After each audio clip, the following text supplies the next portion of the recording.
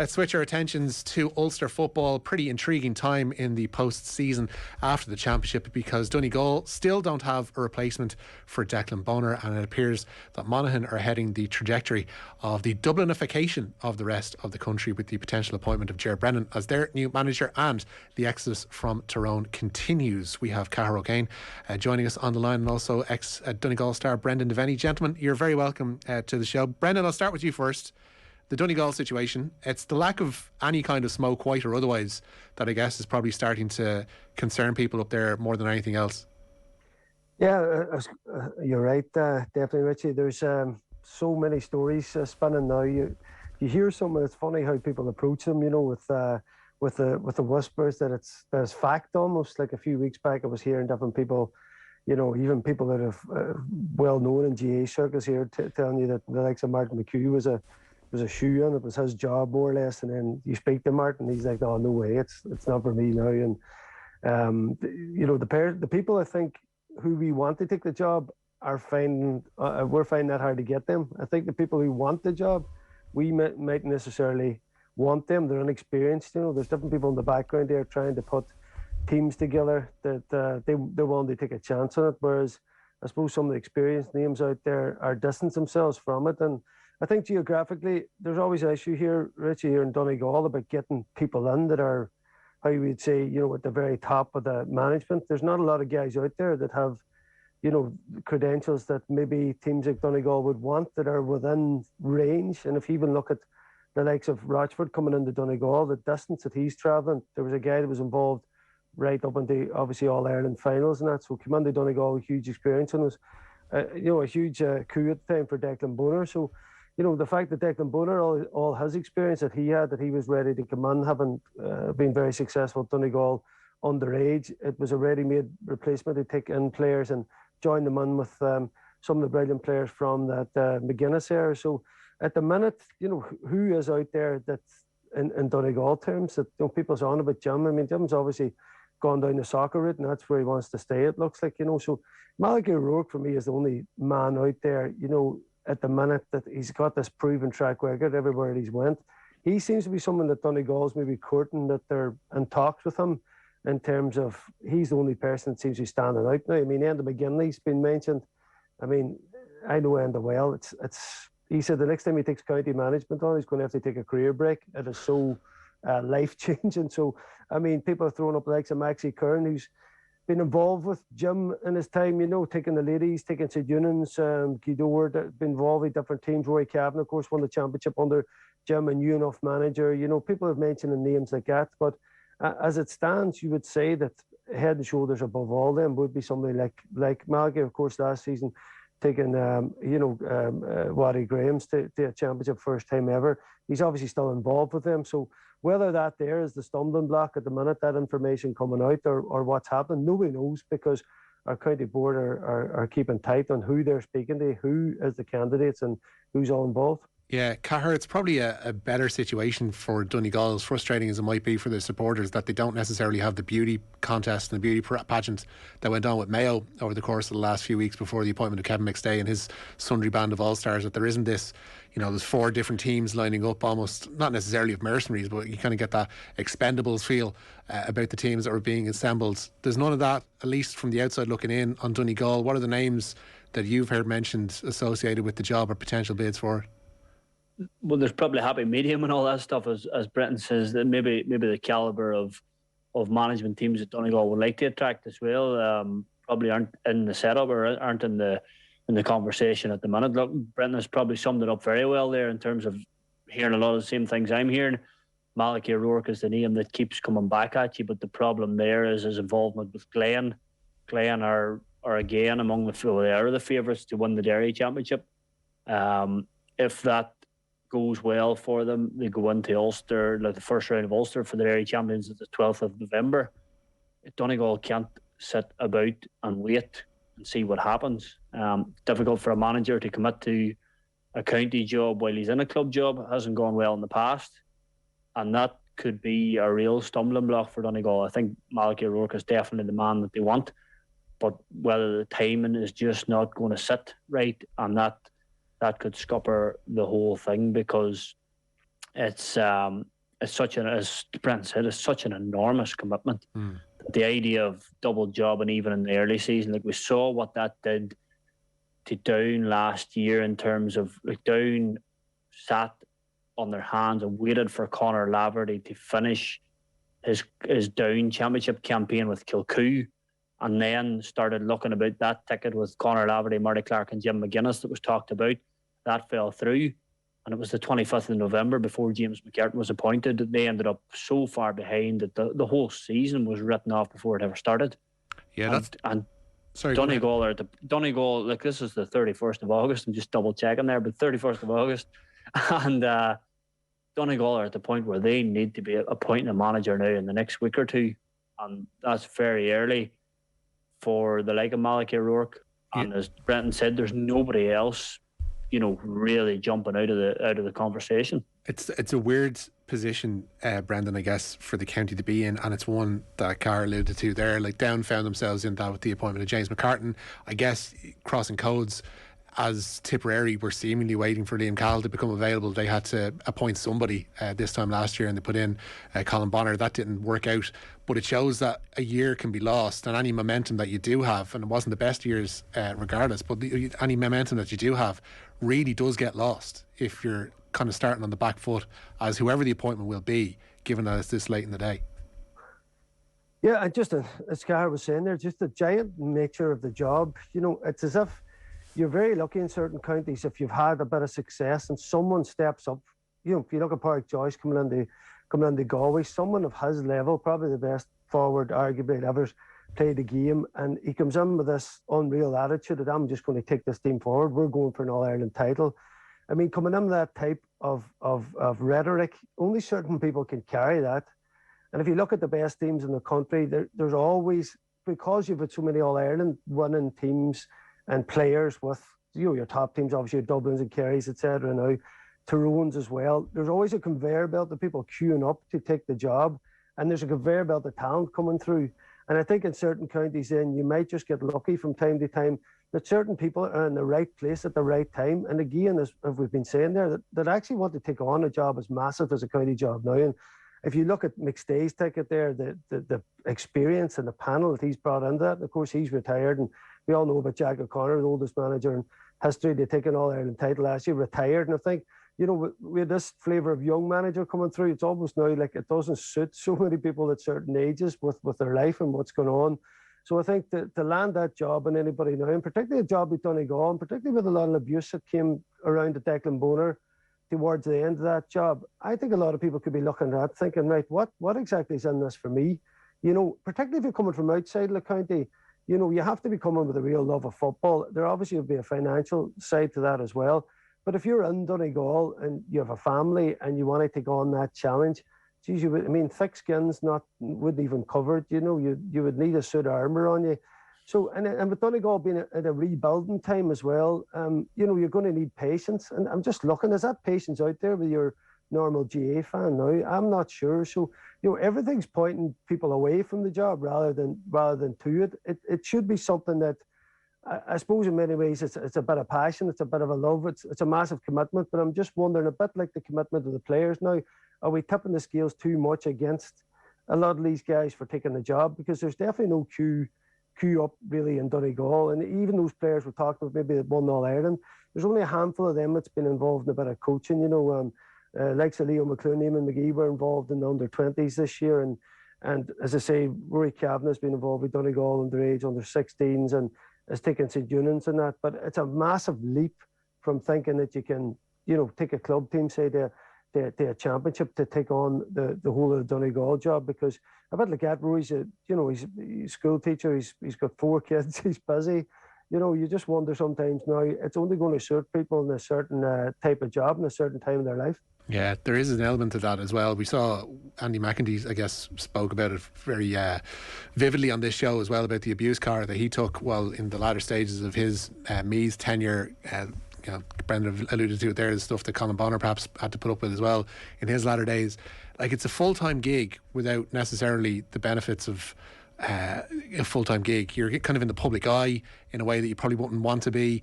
You're taking on abuse in a way that you wouldn't want to be, that probably isn't commensurate with the job that you're doing. It is a very difficult ask to get somebody to sign up for that, especially when, in Donegal terms, they probably do need somebody on a 3-4 year term, given the rebuilding job that needs to be done there. It's just becoming increasingly difficult. The pool has got very shallow in terms of the people who A, want to be intercounty managers, and B, then have the capacity as well. There are probably people in a lot of counties who maybe put their name in the frame, but players are unhappy at the idea of conceding a couple of years of their intercounty career to somebody that they don't feel has a capacity to take the team forward. So they're all looking for names. Players are looking for names and they're looking for reputations. You look at take the Kerry setup last year. Obviously, you had Jack O'Connor at the head of it. You had Paddy Talley, a former Down manager. You had Micheál Quirk, a former Laois manager. Mayo set up now. You have Kevin McStay, former Roscommon. You have Stephen Rochford, Donegal and Mayo. You have then Donny Buckley, who would have been a coach that people love to attach to a ticket to strengthen it for them. So within 2 intercounty setups, there are 6 big names eaten up, and that has left the pool very, very shallow for an awful lot of people who then don't have the experience and don't have the big name to attach to their ticket.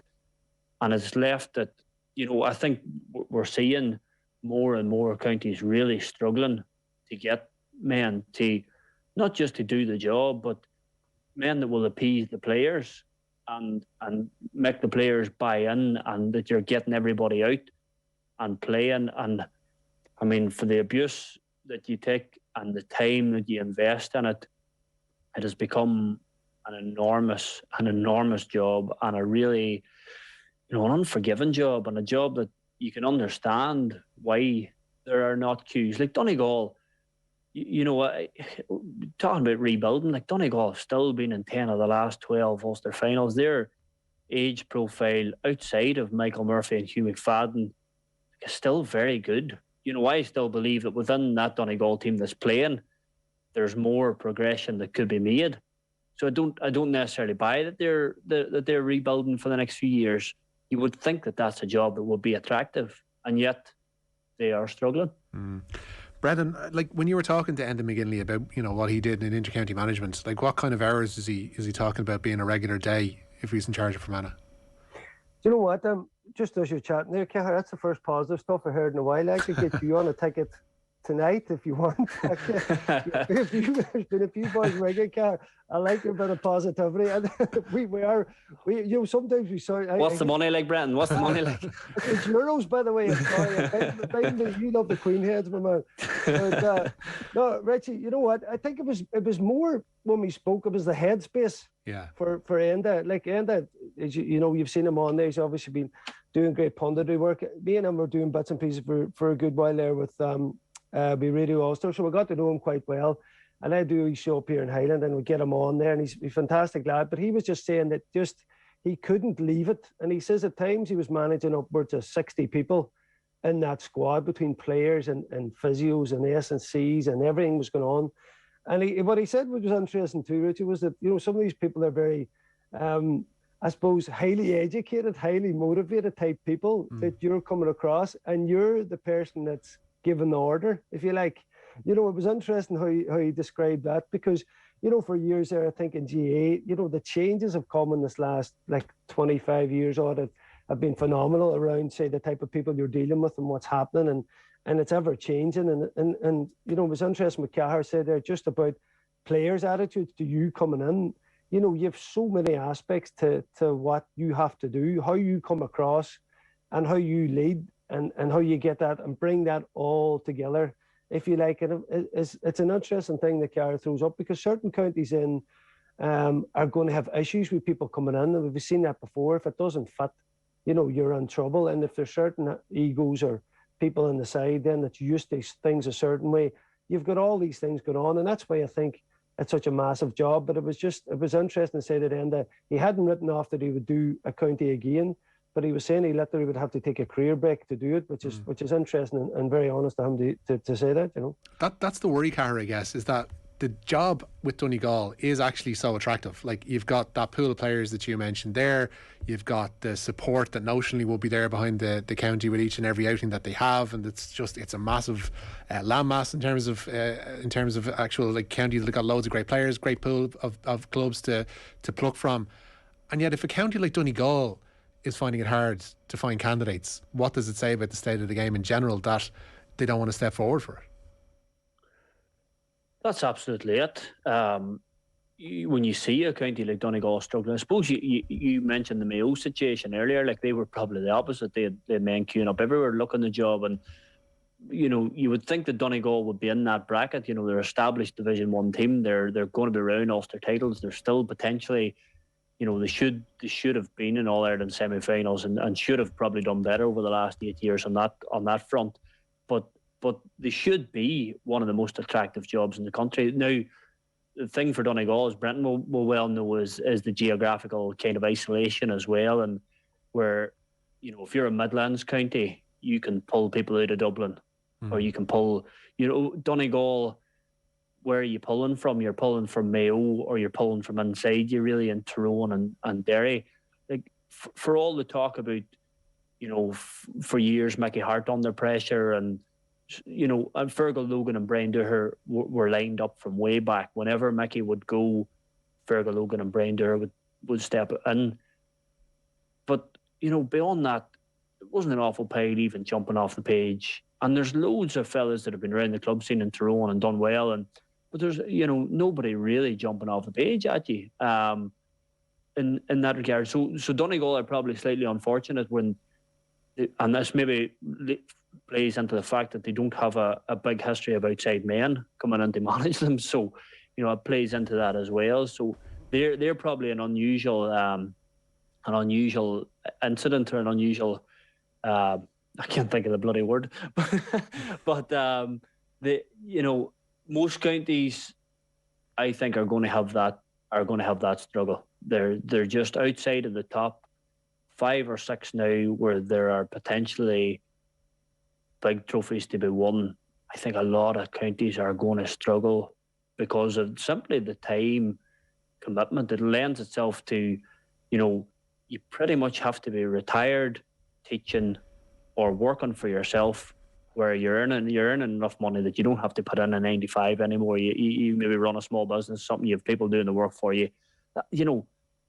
That's about basically all the lifestyle that you could have that would afford you the time to manage an inter-county team, which is, very dangerous in itself. But, I've always argued that the way here is not that we start paying everybody and we start taking them out of their professional jobs. I think the way here is that we seriously need to look at rolling back on the hours and the time, and that obviously feeds down to the players as well. Has the horse bolted on that aspect, though? Because you can take the professionalism of the game in every other aspect other than cash is quite evident, and the hours that the players are putting in, the hours that management are putting in, video sessions that go into it, all this kind of stuff is professional in nature, and you can't exactly ask people to go back because you've brought them this far. People wouldn't want to regress their own games as such and regress their own abilities in that sense, Cahair. It's tough. It is. That's where it's at now. It's really tough to ask people to regress, and if you do they start to look then at other sports because they're used to such a high standard of professionalism, such a high standard of preparation around games, and they see it going backwards and they think, I can't be bothered with this anymore. It's not the same as it was. But equally, so many players you would speak to would have found a real, change in their own attitude during COVID when they realised, just how much time they were actually committing to this.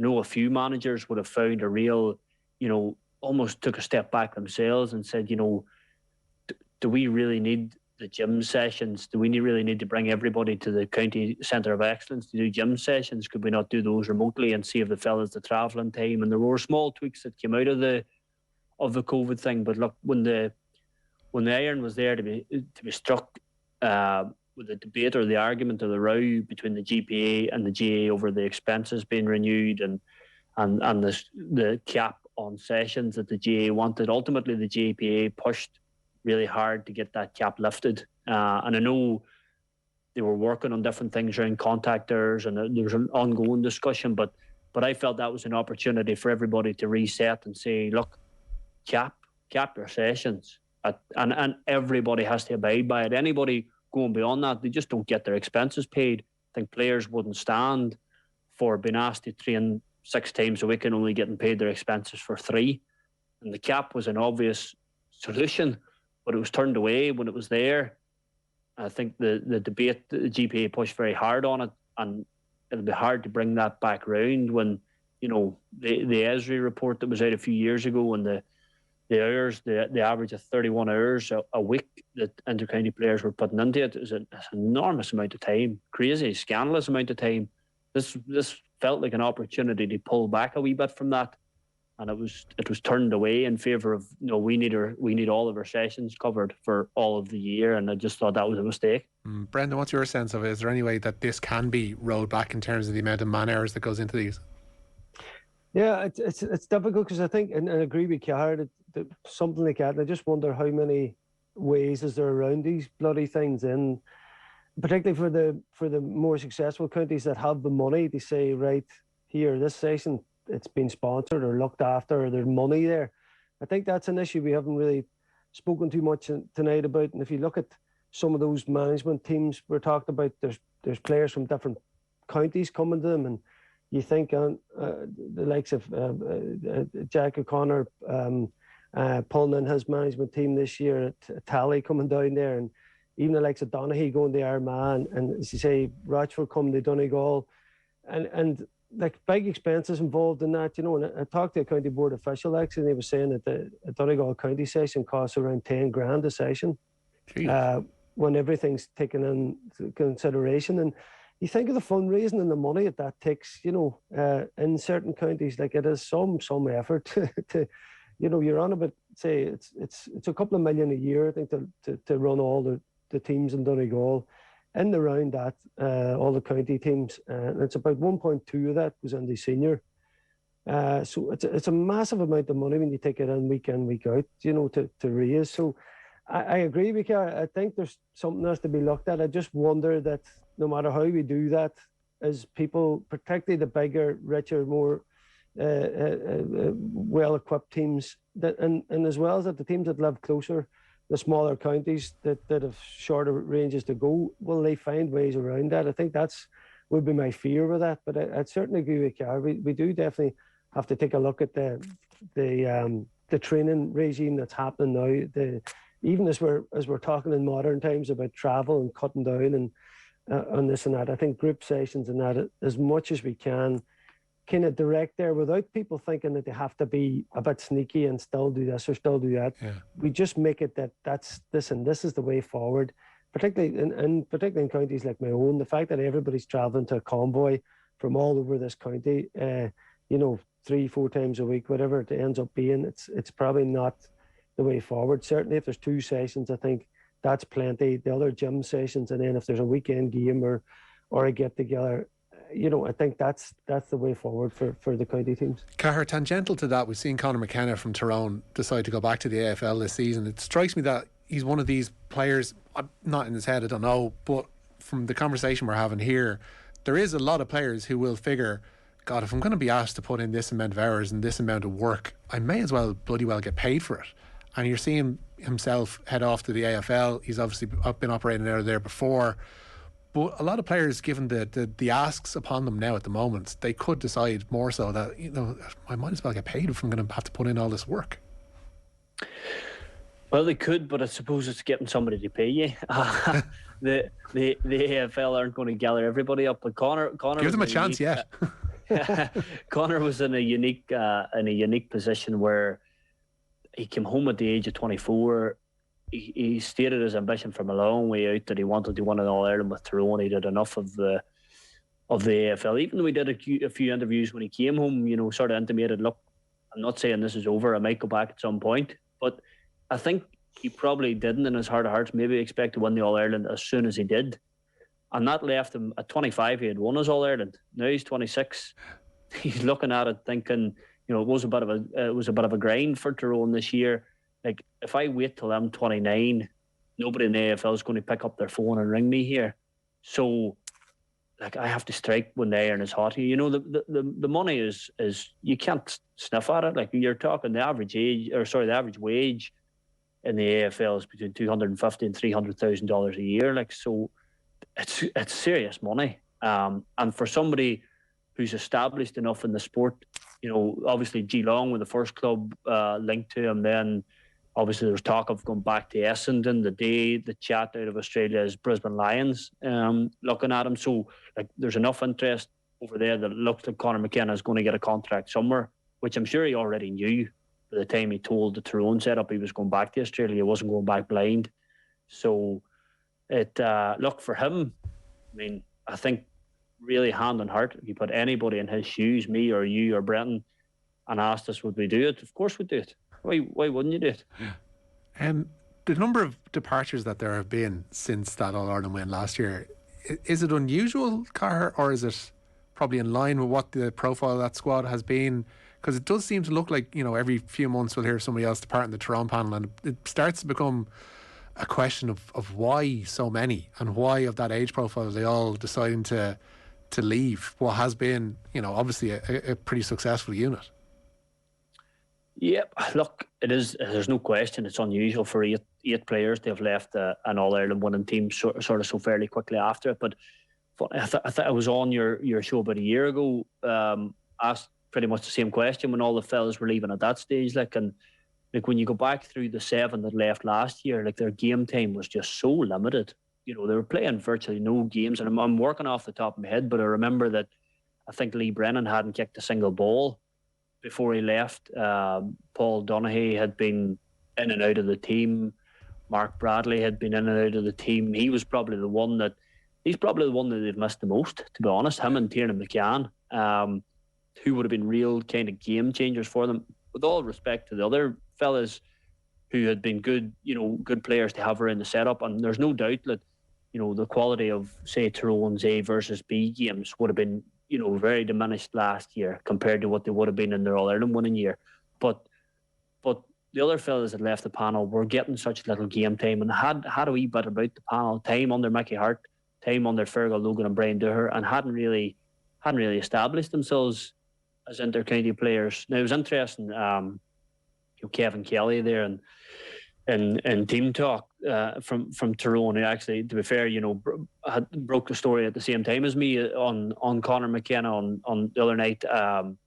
Kevin had in his piece that 4 of the fellas that had left the Tyrone panel were actually the 4 top scorers in the Tyrone league at the minute this year. So, but they hadn't naturally progressed into real top intercounty stars, and I don't know that they would have, to be fair. So, like, it is unusual. There's no doubt about it, but I don't think it's as simple as everybody reading into it and saying it's a really, you know, there's serious disharmony or there's any of this or that. There were individual decisions. Fellas weren't happy with their own game time, and obviously that's led to the team dipping, and it has led to bad luck for the thing. But it's maybe just not as simple as it looks. Yeah, 8 individual decisions I think is probably the best way of looking at it. Listen, Cahair O'Kane, thanks so much for taking time out to speak to us tonight. Brendan Devenney as well. I noticed you didn't put yourself forward for the Donegal gig, by the way. Oh, well, I was waiting for you to do that. I can't deny it. Devenney throws hat in ring. We'll get the river mill going now. We'll even take one of these dairy boys on me. Say, Cahair knows his stuff. He seems to know his stuff anyway. I'd like to get him in the dressing room, get a bit of fist pump and see what's happening. Bluff on match, Brenton. Bluff on match. Listen, lads, we'll let you go and formulate your ticket behind the scenes as we got a break. But for now, cheers, lads. Thanks, man. Good luck. See you again.